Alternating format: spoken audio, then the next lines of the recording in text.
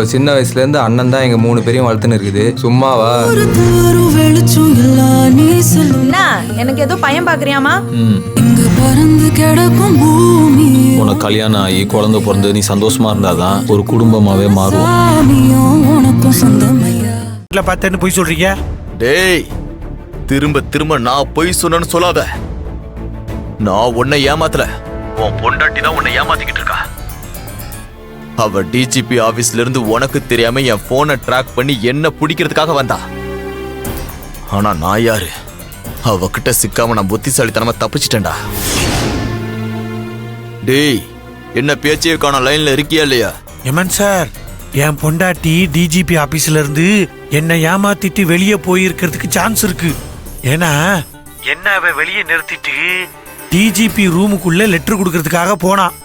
நானும் பாக்குற ரொம்ப நேரமா அவ வெளியே வரவே இல்ல. ஏட்டையாவும் மேடம் மீட்டிங்ல இருக்காங்க அப்படின்னு சொல்லிக்கிட்டே இருந்தாரு.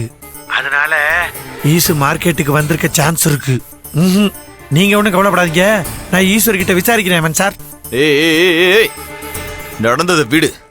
இப்ப என்ன நடக்குது தெரியுமா? ஆமா, என்ன நடக்குது? இப்ப நீ எங்க இருக்க? நான் ஸ்டேஷன்ல இருக்கேன். உன் பொண்டாட்டி எங்க? என்ன சார் கேக்குறீங்க நீங்க? நான் எங்க இருக்கணும் அங்கதான் என் பொண்டாட்டி இருப்பா.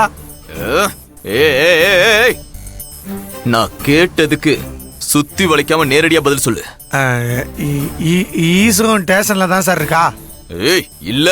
இல்லையா? என்ன சொல்றீங்க சார்? டேய், ஈஸ்வரி இங்க ரவுடிங்களோட சண்டை போட்டுட்டு இருக்காடா. சார், அதுக்கு வாய்ப்பே இல்லையே. நீங்க வேற யாரையோ பார்த்துட்டு சொல்றீங்கன்னு நினைக்கிறேன். நான் உன் பொண்டாட்டிய பார்த்துட்டு தான் சொல்றேன். உனக்கு சந்தேகமா இருந்தா